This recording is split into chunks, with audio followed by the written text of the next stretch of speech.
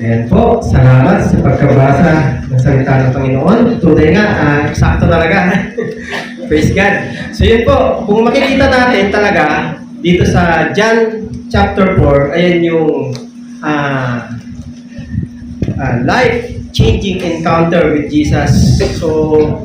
So talagang iba kasi yung makikitang mukhaan si Lord dyan sa mga talata na ating nabasa, di ba po? So sabi kasi sa previous chapter po ng ating John ay madalas po kasi ang paraan ng pagtuturo dyan ay talagang may contrast.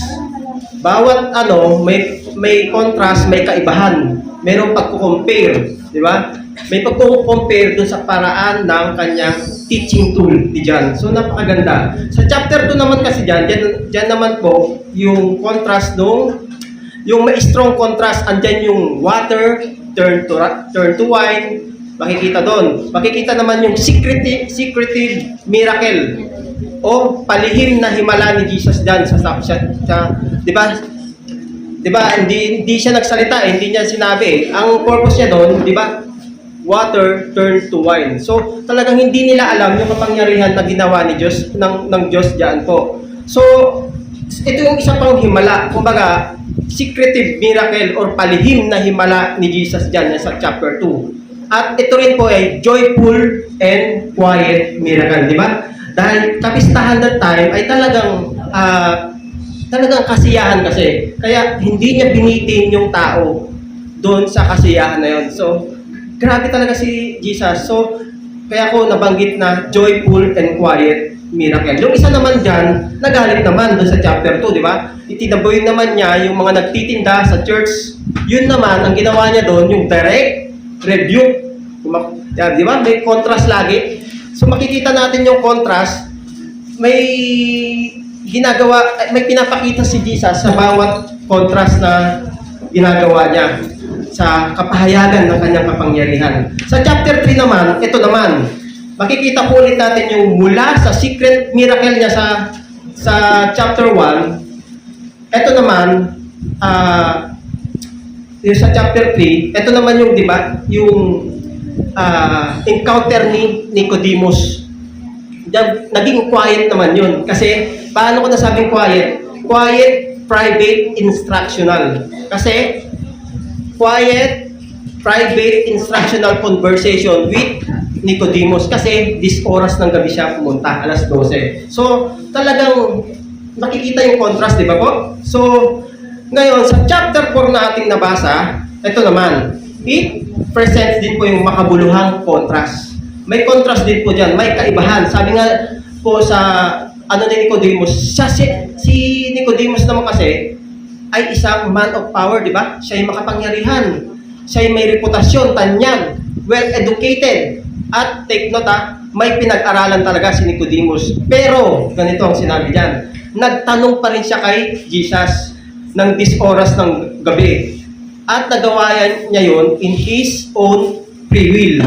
Dito naman sa ating chapter 4, tatalakayin natin,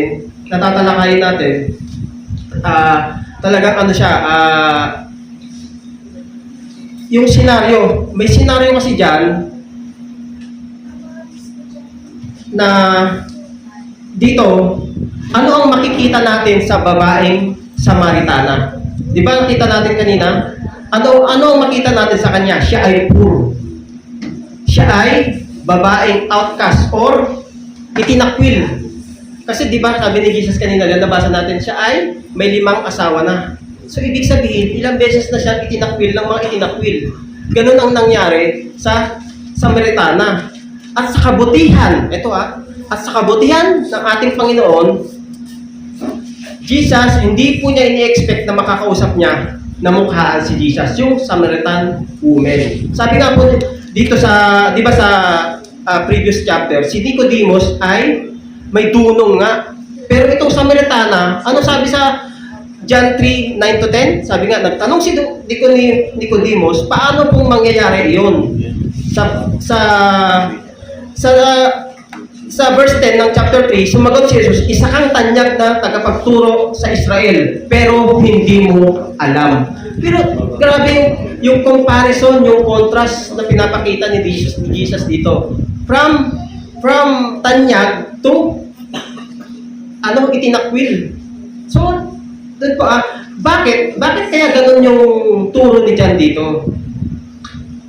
Dito po kasi, pinakita na yung Samaritan woman po kasi ay, ang ginawa ni Jesus dito, kumprontahan yung ganap, yung senaryo. Talagang, Jesus needed to confront her sin. Makikita yan. Kinompront niya, ikaw, binigla niya eh. Ikaw, 5 na ang asawa mo kasi nagsinungaling siya, di ba? Kung maaalala niyo, nagsinungaling siya kay Jesus agad. Pero sabi niya, nirebuke niya agad. They confronted her sin talaga.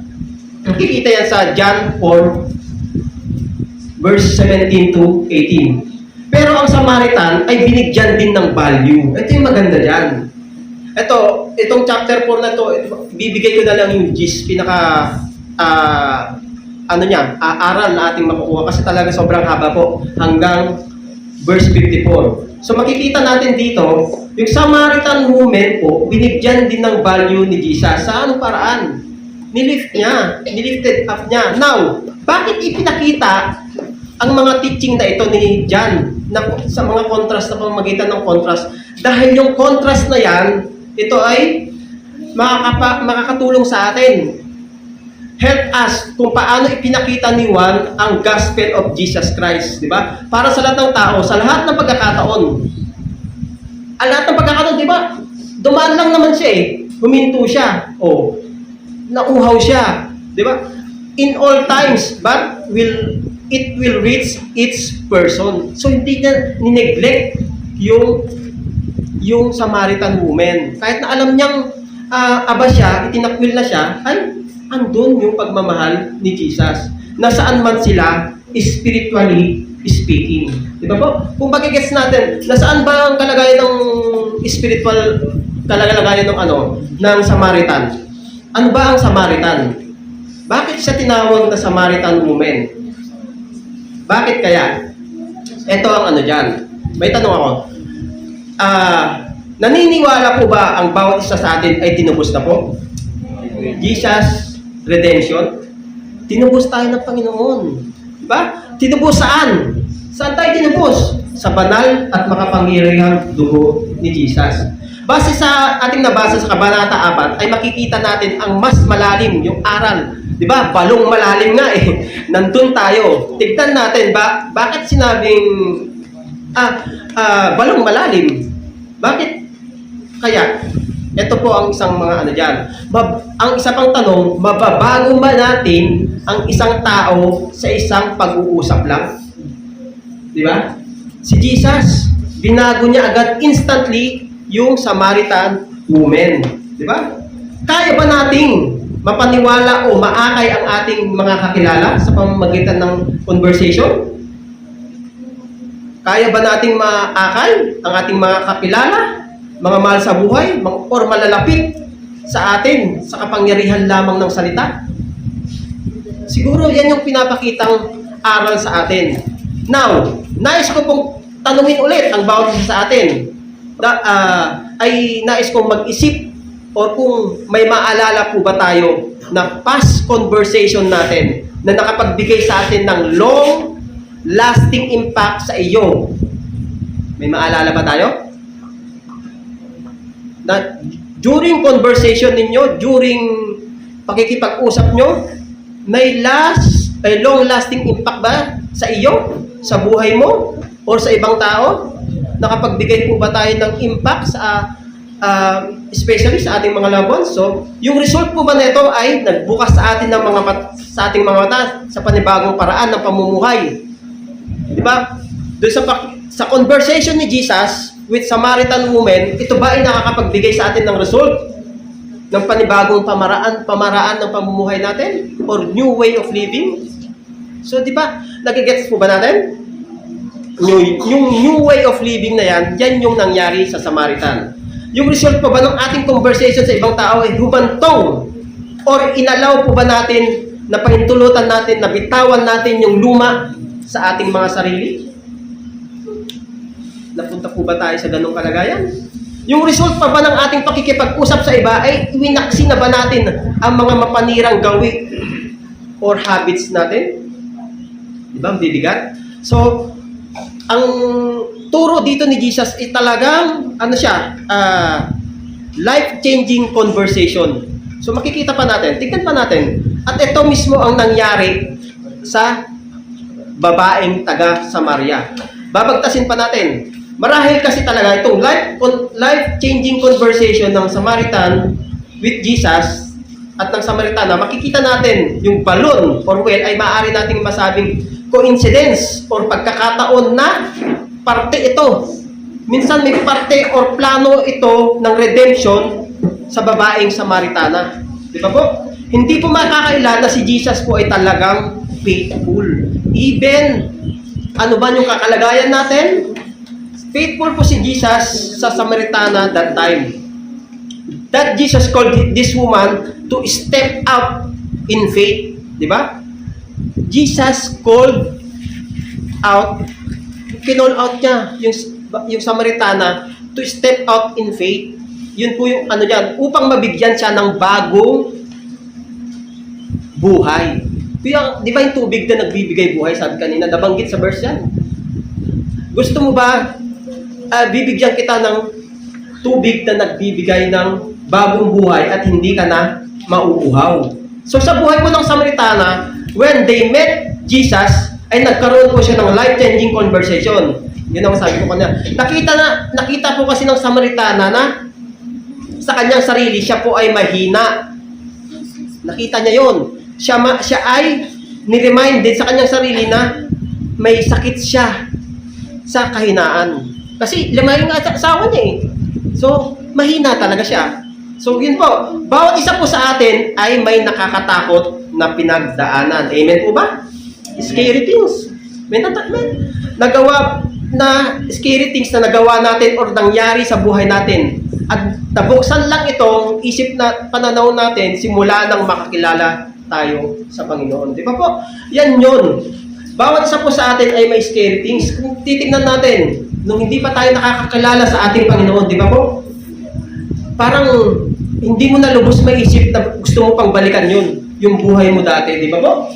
Di ba? Ganun po siya. Ganun niya binago yung Samaritan woman that time. So, pero ito yung malaking tanong sa atin. Pag po ba naranasan natin ang tubig na nagbibigay buhay sa atin, ano ang gagawin natin? Ano siguro ay magiging impact natin, long-lasting impact natin, hindi lang sa buhay natin, maging sa iba. So yun po, it's a challenge sa atin. Napakalaking challenge sa atin na magawa natin yung bagay na ginawa rin ni Samaritan woman. Now, dadako po tayo sa una kong puntos. 3 katotohanan na maaari nating matutunan na pwede nating maibahagi dahil naniniwala po ako na hindi pa huli ang lahat para makakilala pa tayo ng mas malalim at maibahagi ang buhay na patotoo sa pamamagitan po ng ating mga self-testimony or life testimony na makikita sa buhay din po natin. A life-changing conversation. Now, bakit una kong puntos? You must cross the line. Now, bakit ko kaya nasabi yan? Kailangan mong tumawid sa linya. Parang patintero yan. Pagka nandun ka na sa border, ay tumawid ka na. Ganyan ang ginawa ni Jesus. Bakit kailangan tumawid ni Jesus? To cross on cultural boundaries. Kasi ang nangyari dyan, di ba, kung makikita natin sa verse 9 and 10, ano sabi dyan? Ay sa verse 9 and 10 ng chapter 4. Di ba? Sinabi sa kanya ng babae, ikaw ay Hudyo at Samaritana naman ako. Bakit ka humingi sa akin ng inumin? Sinabi niya iyon sapagkat hindi nakikihalubilo ang mga Hudyo sa mga Samaritano. So ito yan. Dito, ito yung pinaghuhugutan ng babaeng Samaritano that time. Kaya ang ginawa ni Jesus, they cross the line. Kailangan niyang tawirin kung saan siya, kailangan tawirin niya kung saan ang kalalagayan ng babaeng Samaritana. Importante po yan. Kasi sa atin bilang nakakakilala sa Panginoon, kung ano yung kalagayan ng kaibigan mo, kaklase mo, kapitbahay mo, siguro, yan yung pinapakitang aral sa atin ni Lord. You must cross the line. You must, kailangan tumawid ka, kailangan abutin mo, kailangan i-extend mo yung buhay na nakakapagbigay sa atin ng yung tubig, yung well. Kung ano yung well natin na yan, ay yan yung nalalaman natin sa Panginoon. Di ba po? Yung tinutukoy na crossing again dyan, yan yung ginawa ni Jesus talaga. The crossing again. Talagang nilalapit ni Lord. Talagang life-changing conversation ang nangyari sa babaeng Samaritana.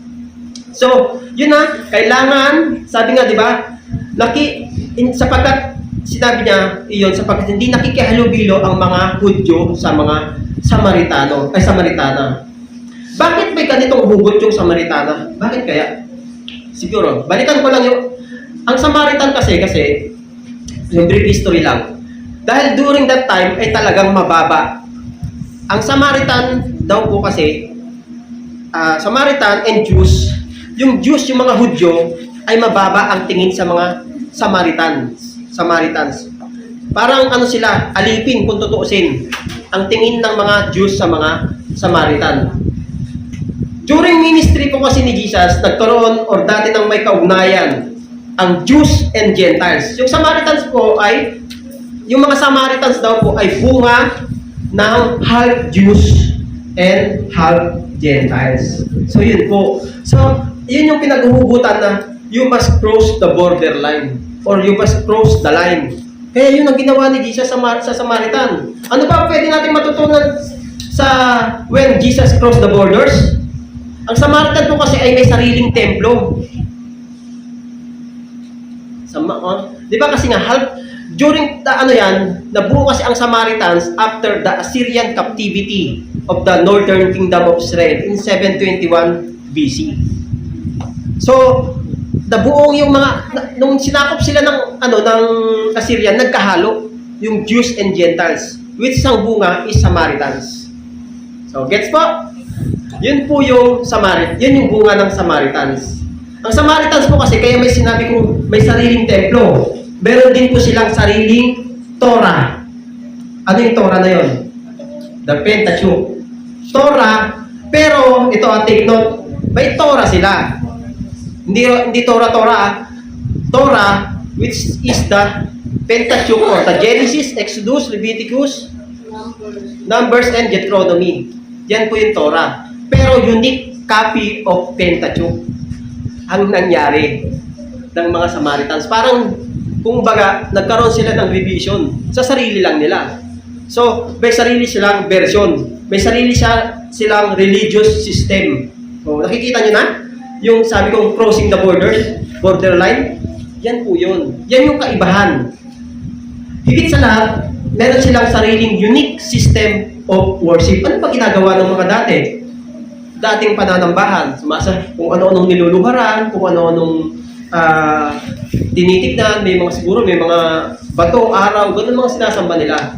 Yun yung mga religious system of worship nila that time. Kaya nga po, nasabi ng Samaritana kay Jesus na siya ay Samaritans at si Jesus ay Hudyo. For the Jews do not associate with Samaritans. So yun po, nag-gets po ba natin yung crossing the borderlines? Amen. Sa buong chapter ng chapter 4 po kasi, makikita natin yung pag-break ni Jesus through barriers. Pag-break ni Jesus yung barriers ng religious system. So, talagang inaabot niya tayo. Talagang the crossing, willing po siya na i-cross the borders para lang maabot tayo. So, yun po, kahit anong barriers kasi nga, pinagbawal po kasi that time na makihalubilo ang mga Samaritans sa mga Hudyo. May ganong kautusan sa kanila. So, makikita natin sa verse 21 to 26, diba? Sabi ni Jesus, Jesus tells to Samaritan woman that there will be a time when true believers in God will worship the Father not on the mountain tops or in temples. So yun yung live conversation ng Samaritans nung sinabi sa kanya ni Jesus ito. Na dapat not following religion or cultural tradition. Wag mo nang gawin yung mali. Do not follow religion or cultural tradition. May tradition kasi nga ang mga Samaritans. But ang utos kasi, worship through the Holy Spirit living inside of you or of them. Dapat yung sinasamba natin through Holy Spirit na. Worship tayo through Holy Spirit. Yun yung pinapakita diyan. That we will worship God sa pamamagitan ng banal at makapangyarihang Espiritu na nananahan po sa atin. Kung ating mapapansin kasi yung ating society ngayon ay hindi po talaga lingid yung cultural divides, di ba? Or religious divisions. Nakita naman natin eh. Yan po yung nangyayari ngayon. Iba't ibang sekta, iba't ibang religion, iba't ibang pangalan. Yan yung credos ni Jesus. Yan yung turo sa John chapter 4 sa Samaritans.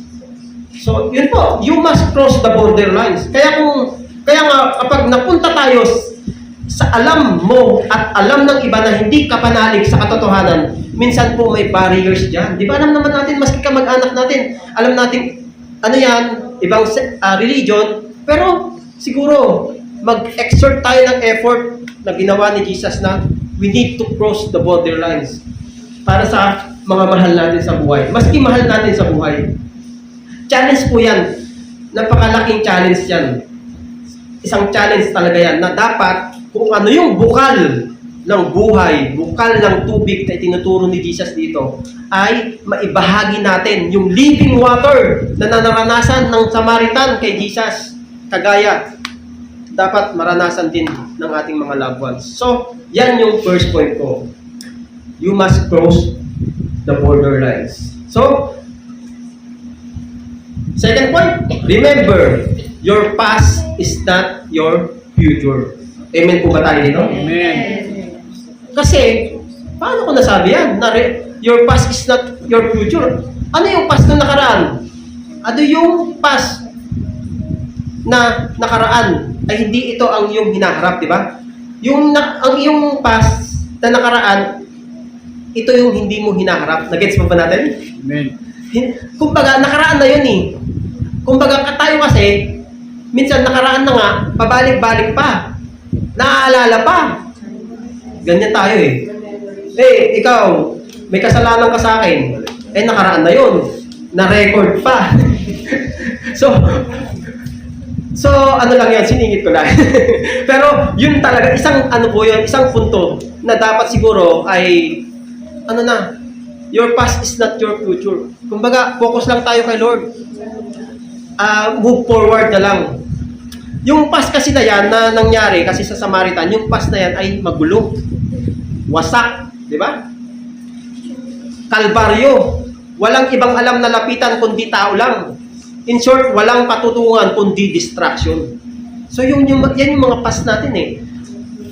Pero take note what Jesus did on Samaritan woman. Jesus didn't erase her past. Di ba? Sinabi niya, 5 na nga naging asawa mo eh. Di ba? Jesus didn't erase her past. Sinabi niya mismo, but reminded her that her past was not her future. In fact, talaga, in that case, Jesus believes the same for you. Di ba? Naniniwala po ba tayo that Jesus believed the same for you like the Samaritan woman? The same for yung the same din na ginawa ni Jesus doon sa Samaritan woman ay ganyan din ang kaya niyang gawin sa atin. Amen po ba? Amen. The same for us and the same for others. Kayang gawin. Remember lang talaga natin na huwag balikan yung nakaraan dahil hindi yan ang yung kinabukasan. Sabi nga po, Jesus knows her past and her pain, but He also knows her purpose. And He knows your purpose too. Di ba? Alam niya rin yung purpose niya sa atin. Alam niya yung purpose niya sa iyo. Alam ni Jesus po yan. Kung ano yung magiging purpose natin sa buhay. Alam ni Jesus yung past, present, and ultimately, your future.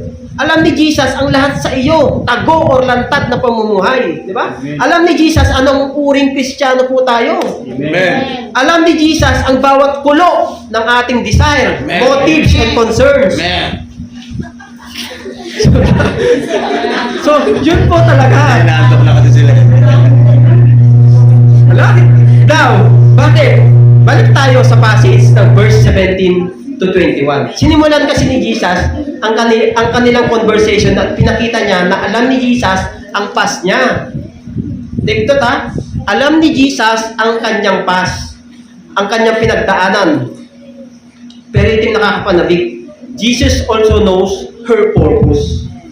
Tayo po ba sabik din sa purpose sa atin ni Lord? Amen. Sabik na sabik Amen. tayo. Amen. Manabik po talaga tayo sa bawat purpose na gagawin sa atin ni Jesus.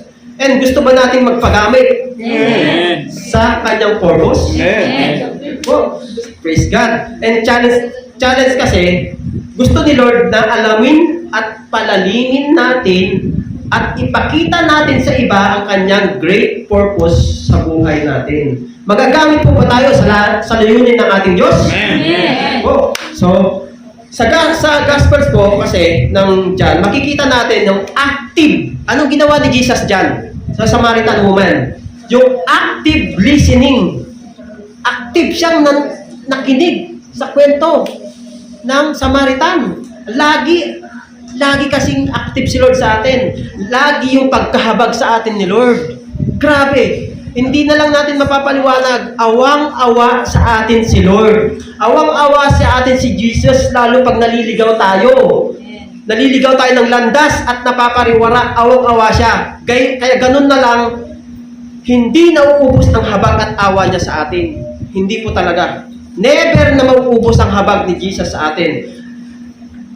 Just na katulad ng ginawa ni Jesus sa Samaritan woman. Di ba? Kahit na, kung tutuusin kasi, confront yun eh. Confront, life-changing conversation yung ginawa ni Jesus. Pero binago niya eh. Binago niya yung Samaritan woman. Di ba? At ipinakita niya na hindi yun yung kanyang future. Ipinakita ni Jesus ang big picture na mangyayari sa babae na nasa balon.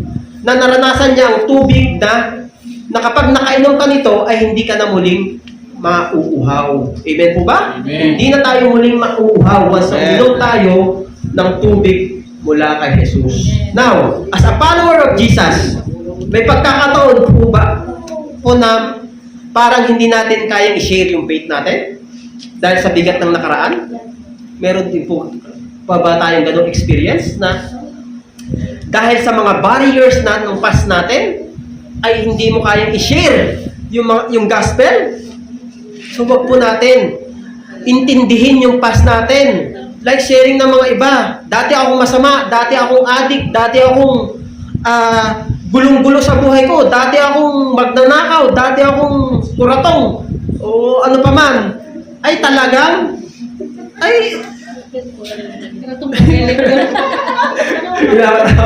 Bumitaw na daw si Sis.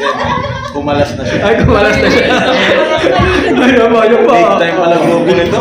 Naku, talaga ano. So, hindi ko lang sinasabi dati ako kuratan na gano'n. Ano po yan, bad. So, yung talagang So, as a followers of Jesus, huwag natin balikan yung nakaraan natin. Yeah. Just like Samaritan woman, kaya niya tayong tubusin.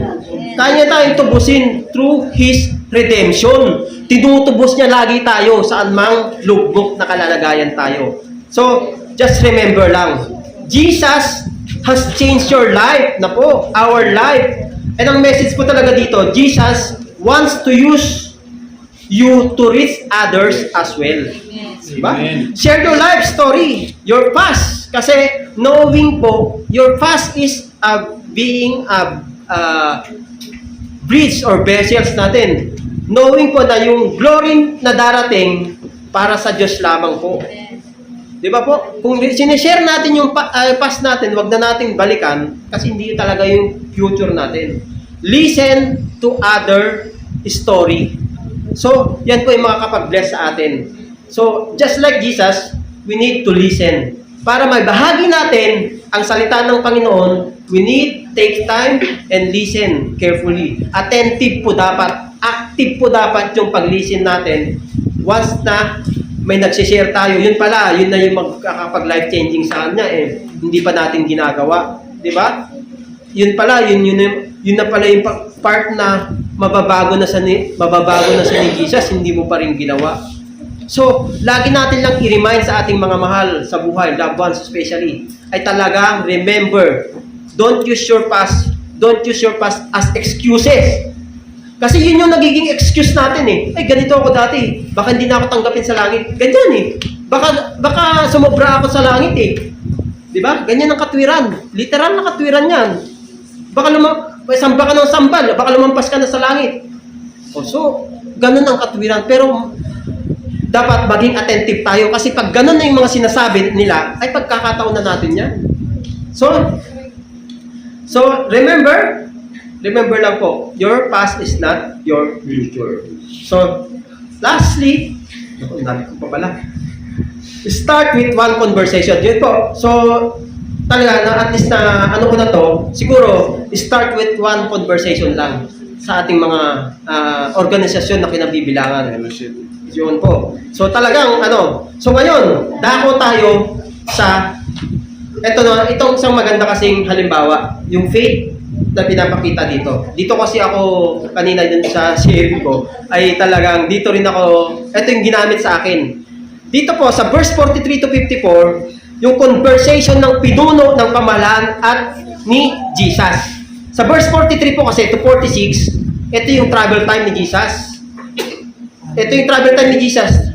Travel to Galilee. At pinatotoo niya na maraming growing opposition. So, wag naman sana tayo maging growing opposition. Pero sa mga susunod sa sentence, dito sabi, na talata, sinabi din po niya na maayos din siyang tinanggap at winelcome ng mga taga-Galileans. Bakit? Kasi nga, nakakita sila ng miraculous, secret miracle, di ba? Yung water turned to wine. So, may ganun ganap po that time. Sa verse 48, makikita naman natin, binanggit ni Jesus at nagbabala si John dito na yung sudden acceptance ng mga Galileans ay take note ito yung danger dyan. Yung danger po ito yung verse 48 na pinapaalala ni John dito na yung sudden acceptance, yung biglaan na pagtanggap nila kay Jesus ay dahil dun sa positive na nakita nila na water turn to wine. So, ganun. So, danger po yan. Sa verse 46 to 47, binanggit po dito ang pinuno ng pamahalaan at ang kanyang anak na may sakit na naghihingalo na. Sa 46 to 47. So, dadaanin na lang natin yan. Dito, sa 46 to 47, ito kasi, yung mga mahalagang aral lang to. Pinoportray po ni John o inilarawan ni John na gaano po kadesperado yung pinuno ng pamahalaan dito. Gaano siya kadesperado? Yung desperate need niya na makausap si Jesus para sa kanyang anak na may sakit, di ba? Hinanap niya. That time kasi, yung pinuno that time ay pinuno ng pamahalaan. Take note, makikita niyo dyan. Pinuno ng pamahalaan. Hindi po yan basta-basta. Ibig sabihin, importante po. At nang mabalitaan niyang pabalik si Jesus papunta sa Galilee, they rushes up the road from Capernaum to Cana. Ilang distance po yan that time. Ngayon po, sa Google Map is 37.4 kilometer. Pero that time daw po, 2 days of walk. Pero dahil nga since official siya, ay marahil may mas mabilis siyang paraan. May mas mabilis siyang paraan na makapunta doon sa Cana. Back to Cana. Dahil hinahanap niya talaga si Jesus. In verse 47 to 50, this is the faith of royal official. 47 to 50, yan to. Dito tayo magtutuon. In verse 47 to 50, now, tignan, ano ba yung faith na pinapakita dyan ng royal official?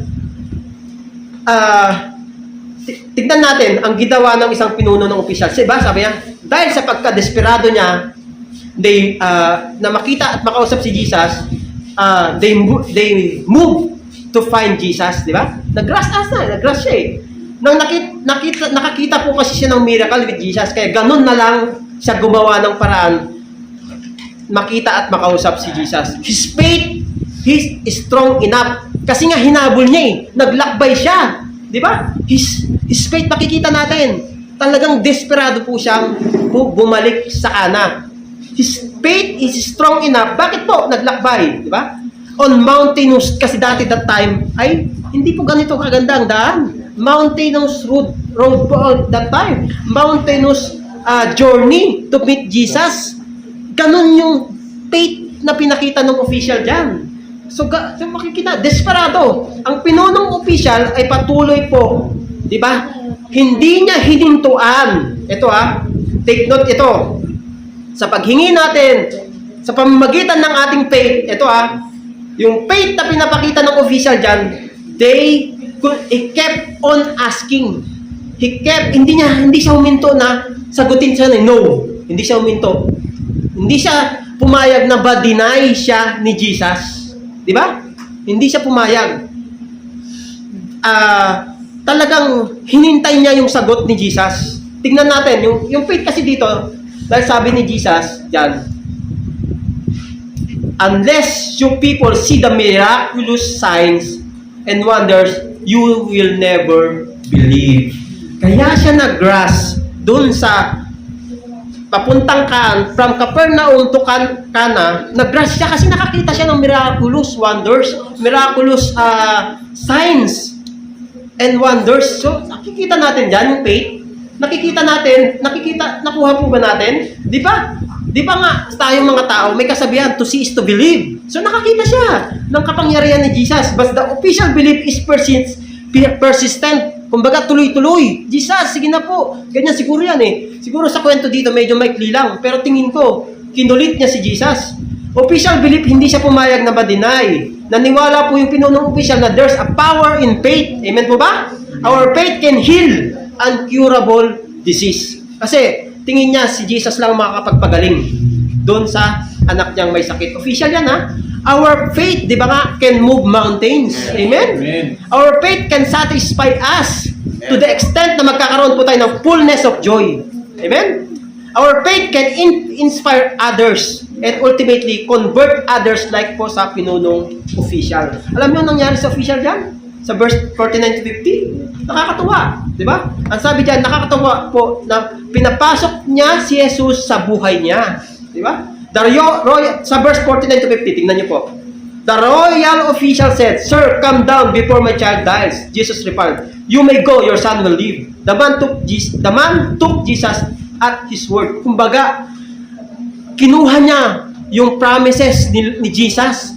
Tinake niya na word ni Jesus that time. Take note, ba? At ang anong response ng diyan?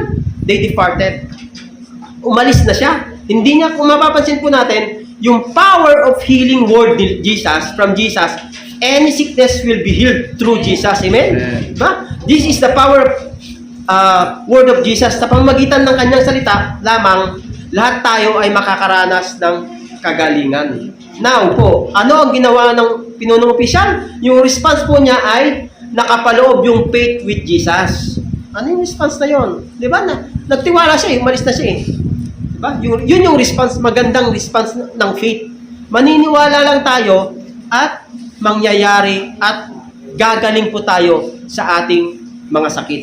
So, instead na kulitin niya si Jesus after na sabihin ni Jesus na, "Go, your son lives," siya po ay nag-respond ng faith that his son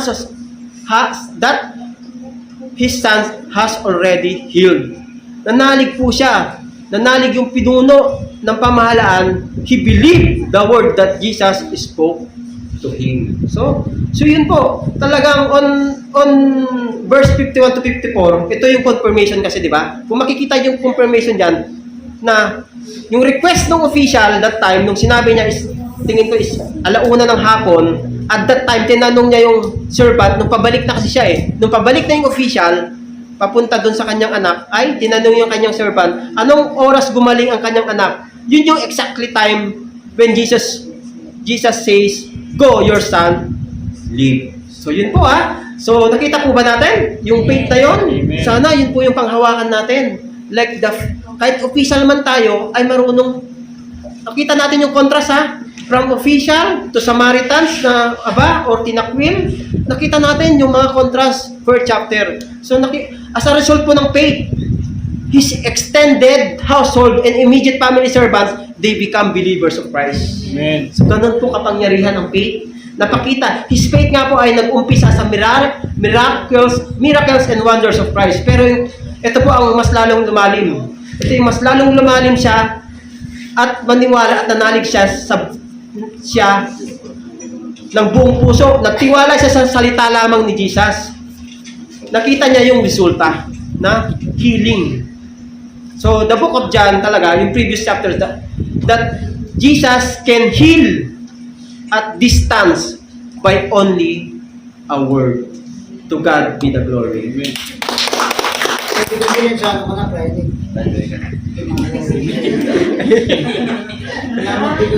Panoramik ka ng panoramik teaching. Ang haba kasi. So, bibigyan natin ng puntos lang po yung summarize.